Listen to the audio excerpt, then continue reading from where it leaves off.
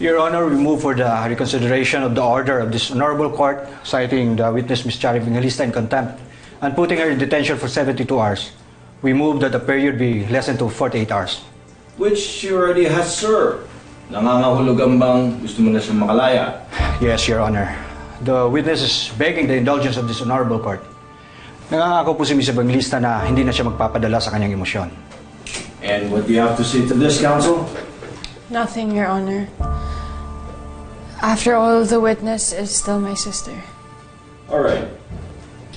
On motion of the accused and without objection from the prosecution, the oral motion for reconsideration is hereby granted, and the period of the detention of this witness is hereby shortened to 48 hours.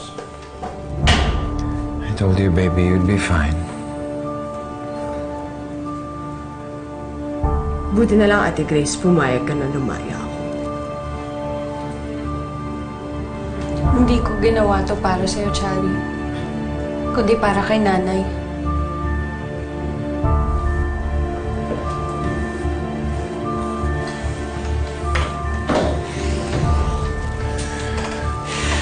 Pumunta siya sa akin. Gagantihan ko rin siya, mag-antay lang siya.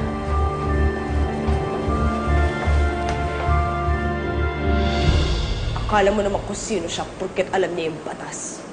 Eh kung naging lawyer lang din naman ako, eh di nilagpaso ko rin naman siya sa korte, no? But you're not a lawyer, Chari.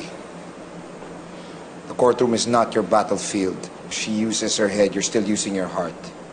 Pero bato na yung puso ko. At pinatigas yun ni Ate Grace. Pero may puso pa rin ang kapatid mo. At malambot pa rin yun dahil kay Edward at dahil sa nanay mo.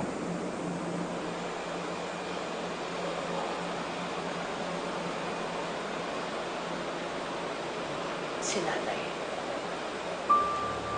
Si nanay, pwede ko siyang gamitin. Pwede ko siyang suyuin. Pwede kong ilayo yung loob niya kay Ate Grace. And finally, makahaganti na rin ako sa magaling niyang kapatid.